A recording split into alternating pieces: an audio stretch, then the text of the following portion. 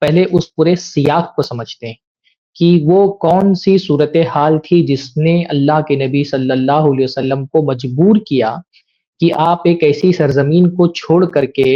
مدینہ چلے جائیں جس سرزمین سے اللہ کے نبی کو بھی محبت تھی اور جو اللہ تعالیٰ کی بھی محبوب تھی۔ آخر صورتحال ایسی کیوں پیش آئی کہ اللہ کے نبی صلی اللہ علیہ وسلم کو اپنا وطن چھوڑنا پڑا، اپنا گھر چھوڑنا پڑا، اور مکہ جیسی عظیم جگہ جس کو حضرت ابراہیم علیہ السلام نے آباد کیا تھا، جو اللہ کے نبی صلی اللہ علیہ وسلم کا جائے پیدائش بھی تھا، جہاں اللہ کے نبی صلی اللہ علیہ وسلم پڑے بڑے تھے، جہاں اللہ کے نبی صلی اللہ علیہ وسلم کا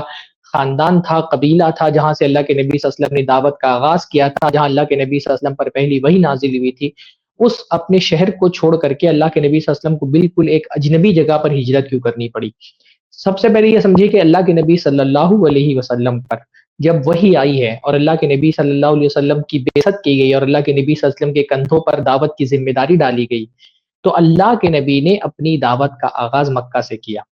پہلی پلاننگ جو تھی اللہ کے نبی کی وہ یہی تھی کہ اللہ کے نبی صلی اللہ علیہ وسلم چاہتے تھے کہ مکہ کے لوگوں کو اسلام کی طرف دعوت دی جائے، مکہ کے لوگ اسلام قبول کر لیں، اسی مکہ میں پہلی اسلامی ریاست کا قیام کیا جائے، ایک اسلامی معاشرہ یہاں پر قائم کیا جائے، اور پھر یہیں سے اسلام کی دعوت کو پورے عرب میں اور پوری دنیا میں پھیلایا جائے۔ تو اللہ کے نبی نے دعوت کے آغاز کے ساتھ ہی پہلا فوکس اپنے قریبی لوگوں پر، اپنے کنبے پہ، اپنے قبیلے کے لوگوں پہ، اپنے گھر والوں پہ، اپنے خاندان والوں پر فوکس کیا۔ ایسا نہیں ہوا کہ اللہ کے نبی صلی اللہ علیہ وسلم کو نبی بنا کر کے بھیجا گیا، اللہ کے نبی مکہ سے باہر نکل کر کے الگ الگ علاقوں میں دعوت دینا شروع کر دی۔ اللہ کے نبی صلی اللہ علیہ وسلم نے پہلا آغاز اپنے گھر سے کیا۔ اللہ کے نبی پر ایمان لانے والے سب سے پہلے اللہ کے نبی کے گھر والے تھے، حضرت خدیجہ رضی اللہ تعالیٰ عنہا ہیں، حضرت ابو بکر جو اللہ کے نبی صلی اللہ علیہ وسلم کے قریبی ساتھی ہیں، حضرت علی جو اللہ کے نبی صلی اللہ علیہ وسلم کے گھر میں ہی پلے بڑھے تھے، حضرت زید بن حارثہ جو نبوت بعثت سے پہلے اللہ کے نبی صلی اللہ علیہ وسلم کے منہ بولے بیٹے تھے۔ تو جو قریبی لوگ تھے اللہ کے نبی صلی اللہ علیہ وسلم کے، پہلے اللہ کے نبی نے ان کو دعوت دی، پھر خاندان کے لوگوں کو اللہ تعالیٰ نے حکم دیا وَأَنذِرْ عَشِيرَتَكَ الْأَقْرَبِينَ، جو آپ کے قریبی رشتہ دار ہیں پہلے ان کو ڈرائیے۔ تو اللہ کے نبی نے پہلا فوکس مکہ میں جو آپ کا خاندان تھا، آپ کا قبیلہ تھا، اس کو دین کی طرف بلانے پر اللہ کے نبی صلی اللہ علیہ وسلم نے زور دیا،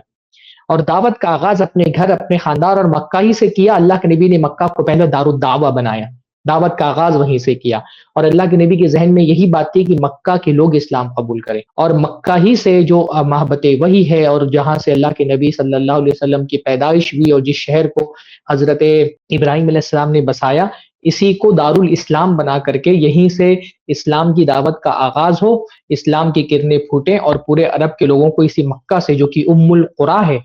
ساری بستیوں کی سردار ہی بستی ہے،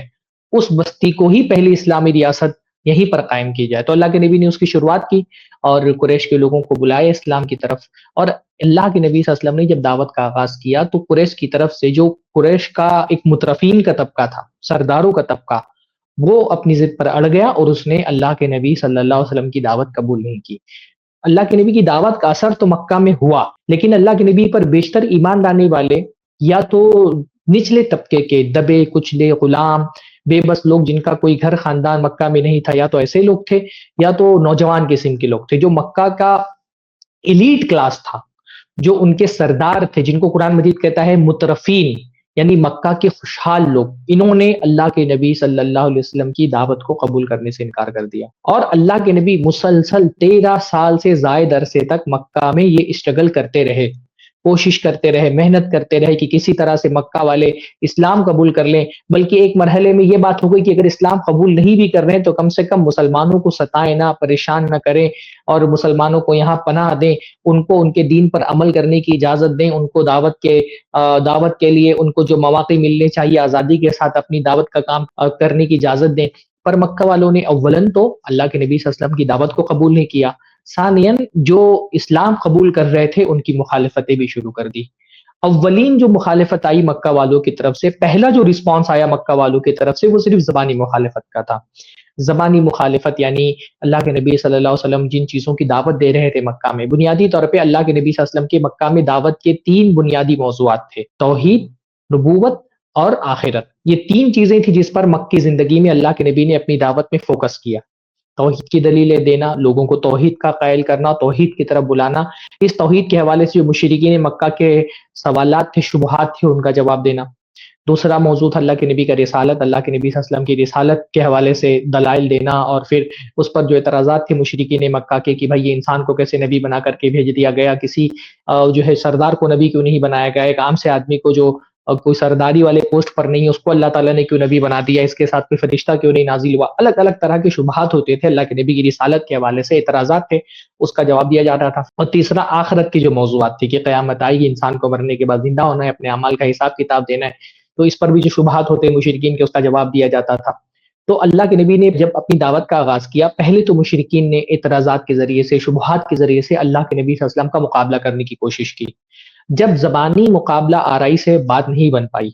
اور انہوں نے یہ دیکھ لیا کہ بھائی زبان اور کلام اور دلائل میں تو اللہ کے نبی صلی اللہ علیہ وسلم کی دعوت بہت مضبوط ہے، اور دلیل کے میدان میں ہم اللہ کے نبی صلی اللہ علیہ وسلم کو پچھاڑ نہیں سکتے، تو باطل کا یہ طریقہ کار ہوتا ہے کہ جب وہ زبان کی طاقت کا مقابلہ نہیں کر پاتا تو طاقت کی زبان استعمال کرتا ہے۔ تو اس نے پھر طاقت کی زبان، جو اہل باطل تھے مکہ کے، انہوں نے طاقت کی زبان استعمال کرنا شروع کی۔ پہلے پہل جو مکہ کے ایسے مسلمان تھے جو دبے کچلے ہوئے تھے، خاص طور پہ جو غلام طبقہ تھا، حضرت بلال ہیں اور حضرت عمار ہیں، یاسر ہیں، حضرت سمیہ ہیں، یہ جو غلام طبقہ تھا جن کا کوئی سپورٹ نہیں تھا مکہ کے اندر، جن کا کوئی خاندان نہیں تھا، ان کو ستایا گیا، ایذا دیا گیا، مارا گیا، پریشان کیا گیا، اور پھر جو نوجوان طبقہ تھا ان کو بھی الگ الگ طرح کی اذیتیں دی گئی، اور یہ اذیتیں پہنچتے پہنچتے اللہ کے نبی صلی اللہ علیہ وسلم تک پہنچی۔ جب تک اللہ کے نبی صلی اللہ علیہ وسلم مکہ میں رہے اور جسمانی اذیتوں کا دور شروع نہیں ہوا، تب تک تو اللہ کے نبی صلی اللہ علیہ وسلم نے صحابہ کو ڈٹے رہنے اور صبر کرنے کا حکم دیا۔ لیکن جب جسمانی اذیتیں حد سے زیادہ بڑھ گئیں اور صحابہ کرام آ کر کے اللہ کے نبی صلی اللہ علیہ وسلم سے شکایت کرنے لگے، اور ایک بڑا عرصہ دعوت کا گزر گیا، لوگوں پر حجت قائم ہوتی گئی لیکن لوگ مانے نہیں، اور اللہ کے نبی صلی اللہ علیہ وسلم کو بھی یہ بات سمجھ میں آ گئی کہ اب جو ہے نا وہ مکہ مسلمانوں کے لیے سیف نہیں رہ گیا، اور جو خواب اللہ کے نبی کا تھا، جو ارادہ اللہ کے نبی کا تھا کہ اسی مکہ کو دارالدعوہ بنا کر کے، ایک اسلامی ریاست بنا کر کے یہیں سے اسلامی دعوت کے کام کا آغاز کیا جائے، اللہ کے نبی کو سمجھ میں آ گیا کہ اب یہ مکہ کے سرداروں کے دل پہ، تو اللہ کے نبی صلی اللہ علیہ وسلم نے اپنے بعض صحابہ کو اجازت دی کہ آپ ہجرت کر کے مکہ سے نکل کر کے حبشہ کی طرف چلے جائیں۔ تو پہلی جو ہجرت مسلمانوں نے کی وہ حبشہ کی طرف کی۔ حبشہ عرب سے لگا ہوئی ایک جگہ تھی، اور حبشہ کا جو بادشاہ تھا اس وقت وہ نجاشی، وہ تھا تو اپنے مذہب کے اعتبار سے عیسائی،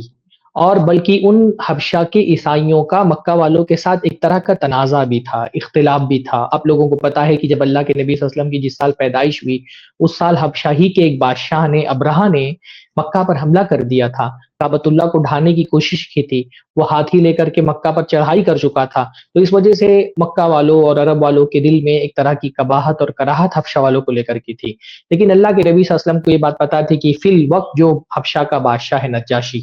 وہ نرم دل انسان ہے، اور جب مسلمان اس کے پاس پہنچیں گے تو وہ مسلمانوں کو پناہ دے گا، تو اللہ کے نبی صلی اللہ علیہ وسلم نے اپنے صحابہ کو اجازت دی کہ وہ حبشہ کی طرف ہجرت کر جائیں، اور صحابہ کی جماعتیں ایک دو ٹکڑی میں حبشہ کی طرف پہنچی۔ مکہ کے لوگوں کو جب یہ پتا چلا کہ جو مسلمان اسلام قبول کر رہے ہیں وہ چپکے سے نکل کر کے حبشہ میں پناہ لے رہے ہیں، تو انہوں نے باقاعدہ ایک ڈیلیگیشن حبشہ میں نجاشی کے پاس بھیجا، جو ڈیلیگیشن کا کام یہ تھا کہ وہ جائے اور نجاشی کو سمجھائے اور یہ بتائے کہ یہ جو اسلام قبول کرنے والے مسلمان ہیں یہ ہمارے باغی ہیں، ان کو ہمارے حوالے کر دو۔ اور یہ ڈیلیگیشن حبشہ پہنچا، نجاشی کے پاس پہنچا، اس کے دربار میں گیا اور کہا کہ یہ جو مسلمان آپ کے پاس آئے ہیں اور جن کو آپ لوگوں نے پناہ دی ہے یہ ہمارے باغی لوگ ہیں، اور آپ ان کو ہمارے حوالے کر دیں۔ پر نجاشی بہت ہی انصاف پسند،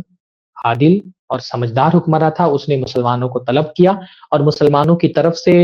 ان لوگوں کے مقابلے میں مسلمانوں کی نمائندگی حضرت جعفر ابن ابی طالب نے فرمائی۔ جعفر ابن ابی طالب اللہ کے نبی صلی اللہ علیہ وسلم کے چچا زاد بھائی تھے، حضرت علی کے بھائی تھے، بڑے بھائی تھے حضرت علی کے، اور انہوں نے بڑی خوبصورت انداز میں اسلام کی دعوت حبشہ کے بادشاہ نجاشی کے سامنے رکھی، اسلام کی خوبی اور محاسن بیان فرمائے، اللہ کے نبی صلی اللہ علیہ وسلم کے محاسن بیان فرمائے، اور جو ایک انقلابی دعوت اللہ کے نبی صلی اللہ علیہ وسلم لے کر کے پہنچے تھے، اس انقلابی دعوت کے فوائد اور ثمرات بتائے، اور بتایا کہ جاہلیت میں ہم کس کس طرح کی گندگیوں میں مبتلا تھے، اور کیسے اللہ کے نبی صلی اللہ علیہ وسلم آ کر کے ہم کو ان گندگیوں سے پاک کیا اللہ کے نبی صلی اللہ علیہ وسلم نے۔ اور کیونکہ وہ نجاشی عیسائی تھا تو اس کو اللہ کے نبی صلی اللہ علیہ وسلم کی اپنے مذہب کے بارے میں بھی علم تھا، عیسائی ہونے کی وجہ سے، تو اس کو اللہ کے نبی صلی اللہ علیہ وسلم کی دعوت کی حقانیت سمجھ میں آئی، اور اس نے مکہ والوں کو، جو ڈیلیگیشن مکہ سے گیا تھا تاکہ مسلمانوں کو وہاں سے واپس لے کر کے آئے، اس ڈیلیگیشن کو بھی اس نے واپس کر دیا اور مسلمانوں کو ان کے حوالے کرنے سے انکار کر دیا۔ تو یہ پہلی ہجرت تھی جو حبشہ کی طرف ہوئی مسلمانوں کی۔